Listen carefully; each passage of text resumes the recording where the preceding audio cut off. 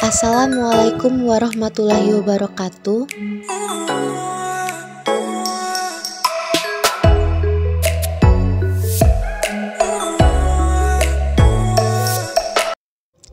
Apa itu hakikat kalimat?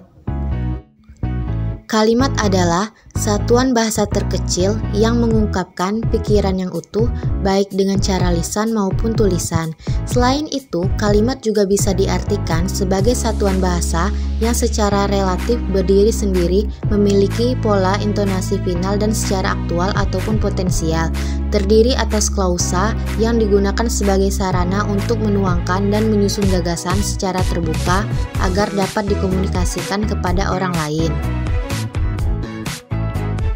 Kalimat dibagi menjadi dua, yaitu satu kalimat tunggal. Kalimat tunggal adalah kalimat yang hanya mempunyai satu pola kalimat, yaitu hanya memiliki satu subjek dan predikat. Dua, kalimat majemuk. Kalimat majemuk adalah kalimat yang mempunyai dua pola kalimat atau lebih. Kalimat ini terdiri dari induk kalimat dan anak kalimat. Unsur-unsur kalimat. 1. Predikat adalah bagian kalimat yang memberitahu melakukan tindakan apa atau dalam keadaan bagaimana subjek pelaku. Contoh, putranya tampan rupawan. 2. Subjek adalah bagian kalimat yang menunjukkan pelaku, sosok, benda, suatu hal atau masalah yang menjadi pangkal atau pokok pembicaraan. Contohnya, yang berjilbab putih teman saya.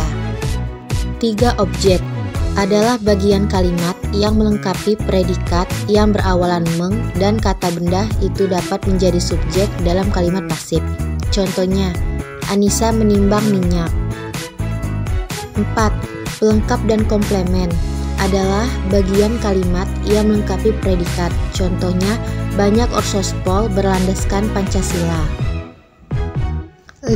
Keterangan adalah bagian kalimat yang menerangkan berbagai hal tentang bagian kalimat yang lainnya. Contohnya, anak yang baik itu rela berkorban demi orang tuanya. Lanjut, pola kalimat dasar. Apa itu kalimat dasar? Kalimat dasar ialah kalimat yang berisi informasi pokok dalam struktur inti, belum mengalami perubahan. Kalimat dasar bukanlah nama jenis kalimat, melainkan acuan untuk membuat berbagai tipe kalimat. Kalimat dasar terdiri atas beberapa struktur kalimat yang dibentuk dengan 5 unsur kalimat, yaitu subjek, predikat, objek, pelengkap, keterangan. Berdasarkan penelitian para ahli, pola kalimat dasar dalam bahasa Indonesia adalah sebagai berikut. Singkatan yang digunakan: S sama dengan subjek, P sama dengan predikat, O sama dengan objek, K sama dengan keterangan, P sama dengan pelengkap, KB sama dengan kata benda atau nomina, KE sama dengan kata sifat atau adjektiva, KK sama dengan kata kerja atau verba, KBIL sama dengan kata bilangan atau numeralia, FD sama dengan frasa depan atau frasa preposisi, KD sama dengan kada depan atau preposisi. 1. Kalimat dasar berpola SP. Kalimat dasar tipe ini memiliki unsur subjek dan predikat. Predikat kalimat untuk tipe ini dapat berupa kata kerja, kata benda, kata sifat, atau kata bilangan. Misalnya, mereka sedang berenang. Mereka yang merupakan subjek dan sedang berenang merupakan predikat atau kata kerja.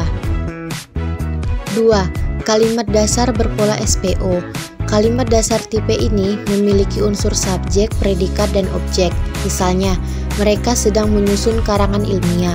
Mereka yang merupakan subjek sedang menyusun yang merupakan predikat, karangan ilmiah yang merupakan objek. 3. Kalimat dasar berpola SPPL. Kalimat dasar tipe ini memiliki unsur subjek, predikat, dan pelengkap. Misalnya, anaknya berternak ayam. Anaknya yang merupakan subjek, berternak merupakan predikat, dan ayam merupakan pelengkap. 4. Kalimat dasar berpola SPOPL. Kalimat dasar tipe ini memiliki unsur subjek, predikat, objek, dan pelengkap. Misalnya, dia mengirimi saya surat. Dia yang merupakan subjek, mengirimi yang merupakan predikat, saya merupakan objek, sedangkan surat yang merupakan pelengkap. 5. Kalimat dasar berpola SPK. kalimat dasar tipe ini memiliki unsur subjek, predikat, dan keterangan. Misalnya, mereka berasal dari Surabaya. Mereka yang merupakan subjek, berasal yang merupakan predikat, dan Surabaya merupakan keterangan. 6. Kalimat dasar berpola SPOK. Kalimat dasar tipe ini memiliki unsur subjek, predikat, objek, dan keterangan. Misalnya, kami memasukkan pakaian ke dalam lemari. Kami yang merupakan subjek memasukkan yang merupakan predikat, pakaian yang merupakan objek, ke dalam lemari merupakan keterangan.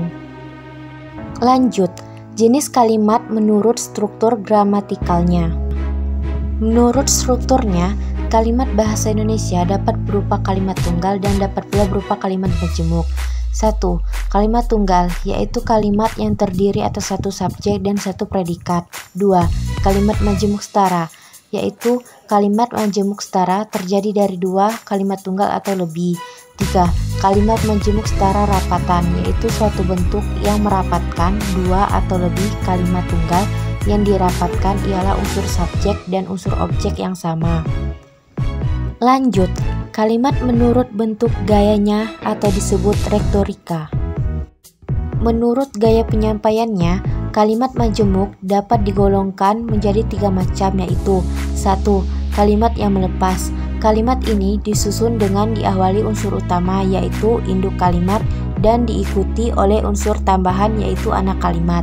Gaya penyajian kalimat itu disebut melepas. Unsur anak kalimat ini seakan-akan dilepaskan saja oleh penulisnya dan kalaupun unsur ini tidak diucapkan, kalimat ini sudah bermakna lengkap. Misalnya, saya akan dibelikan motor oleh Alia jika saya lulus ujian sekolah. 2.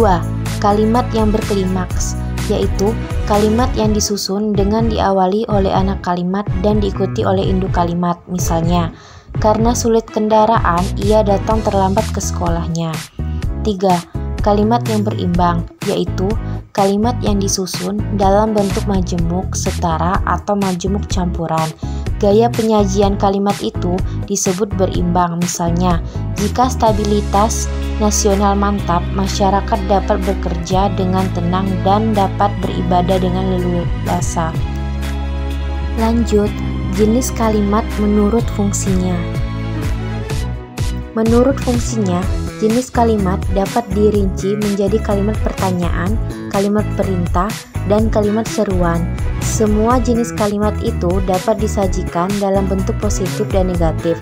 Dalam bahasa lisan, intonasi yang khas menjelaskan kapan kita berhadapan dengan salah satu jenis itu. Dalam bahasa tulisan, perbedaannya dijelaskan oleh bermacam-macam tanda baca. Lanjut, kalimat majemuk. Kalimat majemuk adalah kalimat yang merupakan gabungan dari dua atau lebih kalimat tunggal. Dengan kata lain, kalimat majemuk adalah kalimat yang sekurang-kurangnya terdiri atas subjek dan dua predikat. Kalimat majemuk dikelompokkan menjadi kalimat majemuk setara, kalimat majemuk bertingkat, dan kalimat majemuk campuran. 1. Kalimat majemuk setara atau koordinatif.